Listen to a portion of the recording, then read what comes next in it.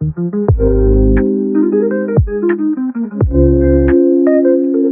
y'all, I'm Johnny, owner of Bones Crochets, and today I'm going to show you how to cut swimwear fabric into yarn. I came up with this idea a few months ago because I couldn't find any yarns that were suitable to wear in the water.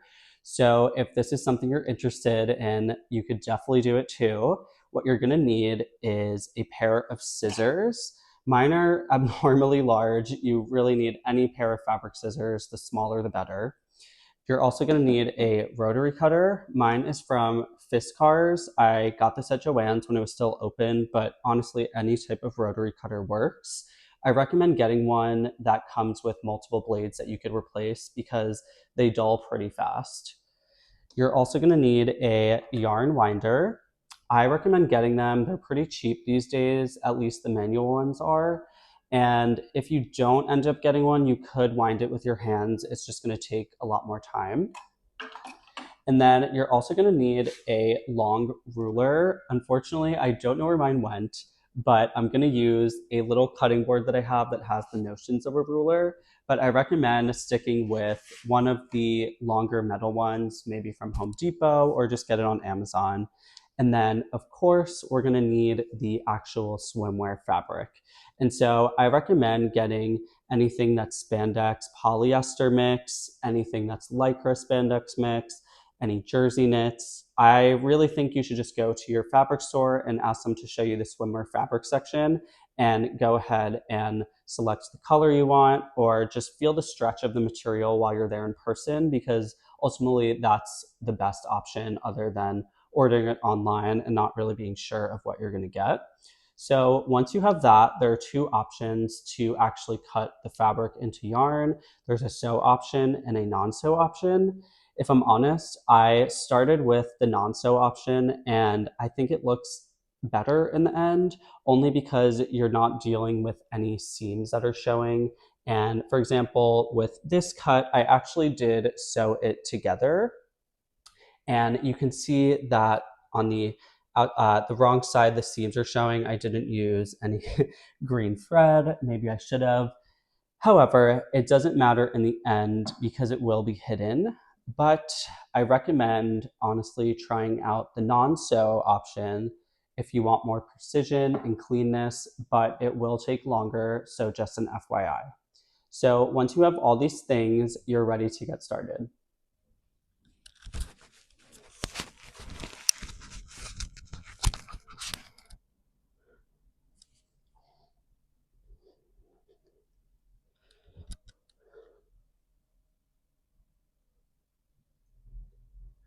Okay, so if you want to get a closer look at the actual finished product, this one I cut a bit thicker. And the magic about this yarn is that it stretches a lot more than you think. So you're going to get more out of the yarn when you're actually crocheting or knitting. So when you tug on it, it actually forms in on itself, making it look like yarn that you buy from the store. And it's my favorite part of the process. As you can see here, there's like a little kind of square looking thing on the edge. And this is how it looks if you do the non-sew method. If you do the sew method, it's a little cleaner. However, we could still clean this up. It's just going to take a little more time.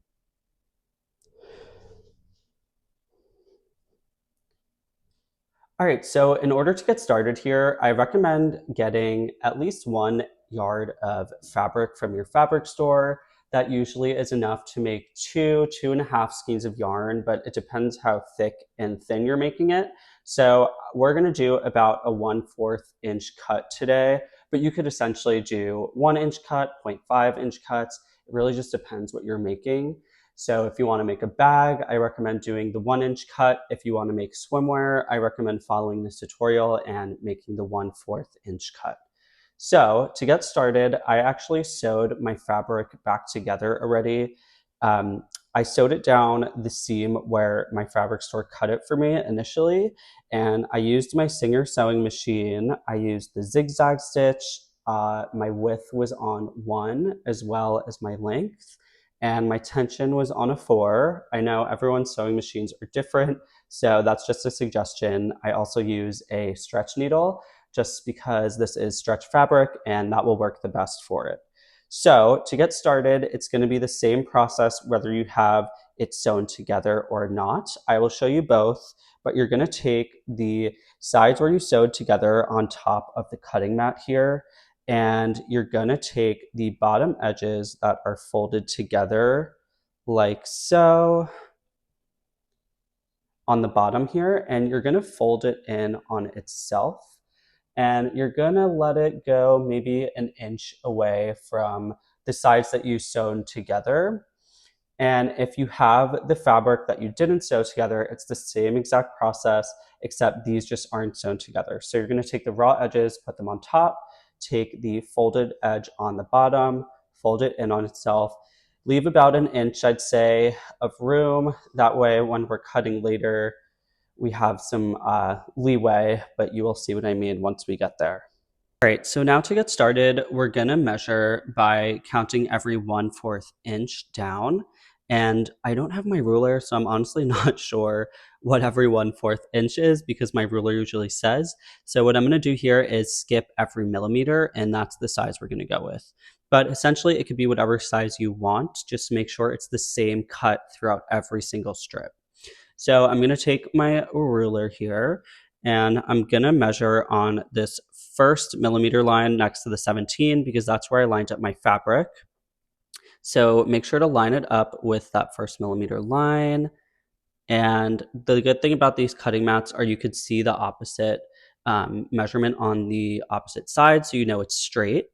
And you're gonna take your rotary cutter, and a little trick I would definitely recommend is putting all of your weight when you cut, because I've found that if you don't, a lot of times there are spaces that aren't cut when you actually take off the ruler. And when you're cutting it in the end, it just makes a whole mess. So try to cut all the way through now while you can. So to start, you're going to go ahead and don't be scared. You're going to go and cut from the bottom all the way down, and you're gonna cut just shy of that raw edge. So I'm gonna go to where the ruler actually ends because there's still space here. But if you cut all the way, it's not gonna be one long continuous strip. So make sure to cut just a little bit before the end there. So as you can see, the first cut here, there is a little bit of cut right after the fold, and that's exactly what you want. Just don't go all the way. So now essentially it's just the same repetitive process all the way down. You're going to measure every 1/4 inch or whatever size you're making it to. So I'm going to skip to the next millimeter and measure it up. It looks the same. Perfect. So now I'm going to go ahead and cut all the way through, just shy after that fold, and release. And as you can see, they're pretty even. Even if they're not, when you pull the fabric, it's going to look essentially the same, but I try to go for the most even cuts you can. And now what we're going to do is just keep going. Keep doing the measurement that you made every 1/4 inch. Make sure it's even. Go ahead and make your cut all the way through, leaving a little bit of space after that folded edge there. And now you're just going to repeat this all the way down until you get to what looks like the last strip that you could cut, and I will show you what to do.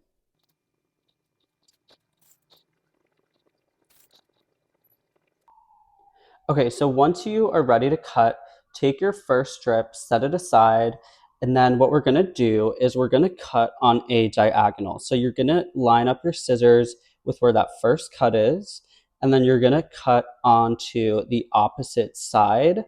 Now, this strip is cut, I think I cut it by accident, but it doesn't matter. You're gonna avoid this strip to begin with. You're gonna line it up with the first strip here, and you're going to cut diagonally onto the strip next to it. So you're going to cut.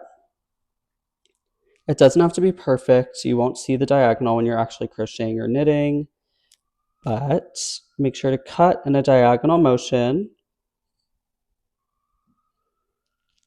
up until that cut line of the second strip. So what that does is it's going to allow you to form one long strip continuously. I'm just going to cut off this little extra that I had here by accident.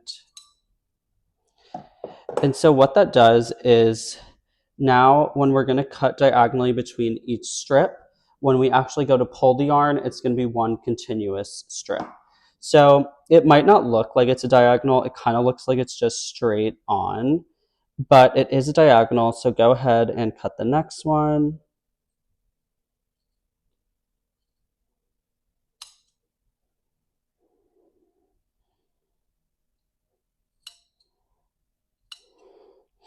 And again, it doesn't have to be perfect. Mine was certainly not perfect. However, just make sure you're not cutting off the strip because then it'll be ruined. And now with the sew method, even though we sewed it together, it is going to come apart a bit because these are seams that you're cutting. So just keep that in mind. If you want to do the non-sew option, you avoid that, but there is an extra step that I'll show you.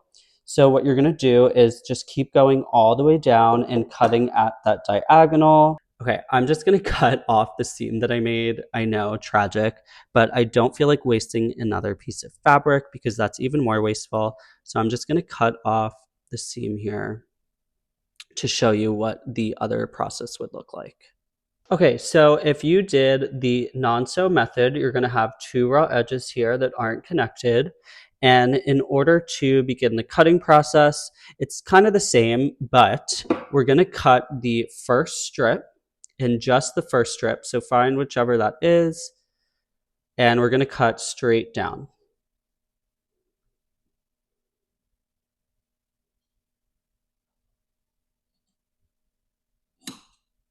Okay, so once you cut the first strip, set it aside because this is what we're going to need when we actually cake the yarn into a ball. So just put it aside somewhere that won't get mixed up.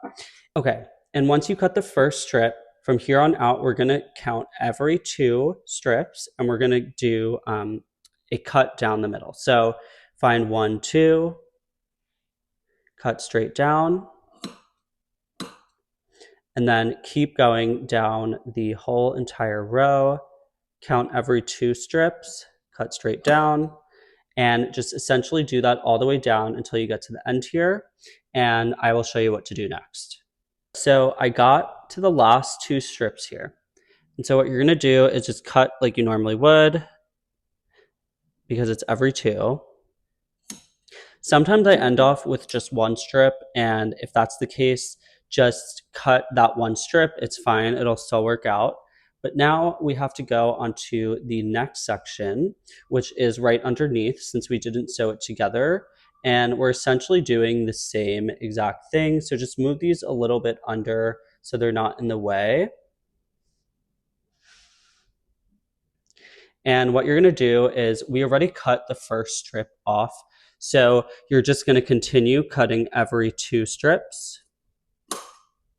Every two strips.